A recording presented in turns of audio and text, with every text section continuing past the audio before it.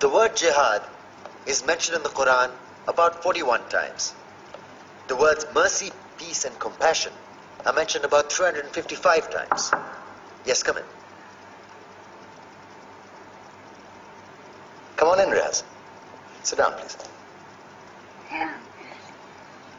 Contrary to popular belief in most Western cultures, Islam is a religion that preaches peace and tolerance.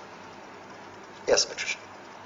If Islam truly is a religion that preaches peace, then how come the world's most troubled spots, the West Bank, Afghanistan, Pakistan, Iraq, they're all plagued with Islamic terrorism? Well, that depends on your definition of terrorism. Some might argue that the U.S. invasions of countries like Iraq and Afghanistan are also acts of terrorism. No, those were acts of war to get rid of despotic regimes. Or a means of getting at a country's oil. Conspiracy theories. Well, May I? Yes, please. Go ahead, Riaz. Mr. Khan is right. I mean, if we're talking about terrorists, the world's biggest terrorists are the white superpowers. Come on now. No, really, stop and think about it. Explain 9/11. Okay. Do you know how many people died in the Twin Towers strike? Around 3,000. And do you have any idea how many people died in the bombing of Afghanistan? Take a wild guess. More than 15,000 people died. And that's just conservative figures. About 50,000 tons of explosives were dropped on innocent civilians. Men, women, children. Yeah, but that was because of the Taliban.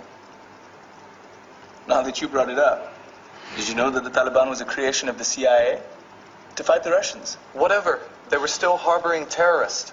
Yeah, right. Terrorists that were never found. Just like the weapons of mass destruction that were never found in Iraq. Do you want to get into the death toll in Iraq? 500,000 civilians and counting. And what do Britain and America say when they don't find these weapons? It's simple. They just say sorry. And still refuse to relinquish control of these countries. What are you trying to say? What I'm trying to say is that just because you're American, wear a fancy suit, and call yourself the president, doesn't make you any less of a terrorist. I'm saying that if you don't stop meddling in other people's countries, you will face a backlash. If Muslims like you feel that way, then why don't you get out of our country?